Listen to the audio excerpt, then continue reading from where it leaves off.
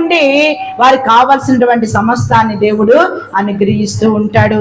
సింహ పిల్లలు ఆకలిగొని నిన్ను లేమి గలవై ఉంటాయేమో, కానీ దేవుణ్ణి ఆశ్రయించే వారికి, దేవుణ్ణి వేడుకొని వారికి, దేవుని నమ్ముకునే వారికి, దేవుని సన్నిధిలో కనబడుతున్నటువంటి వారికి, ఆయన మాటని ఆలకిస్తున్న వారికి దేవుడు ఏ మేలు కొదువ చేసే దేవుడు కానే కాదు. సమృద్ధితో కూడినటువంటి మేలును దేవుడు అనుగ్రహిస్తాడు. సింహ పిల్లలంటే ఆకలితో ఉండనే ఉండవు. 365 రోజులు అవి పుష్టిగానే, అవి అన్నిటికంటే మృగాలలో రాజై ఉన్నాడు కాబట్టి అది వేటాడే విషయంలో అది మరి నేర్పరై ఉన్నది కాబట్టి సింహము ఆకలి కొనే విషయము లేనే లేదు. అవైనా ఆకలి కొని ఉంటాయేమో, కానీ దేవుణ్ణి ఆధారం చేసుకొని, ఆశ్రయముగా చేసుకొని, ఆయన వాక్కుని వింటూ ఆయన సన్నిధిలో కనపడుతున్న బిడ్డల కంట ఏ మేలు కొదువ చేసేవాడు కానే కాదు, ఏ మేలును తక్కువ చేసేవాడు కానే కాదు.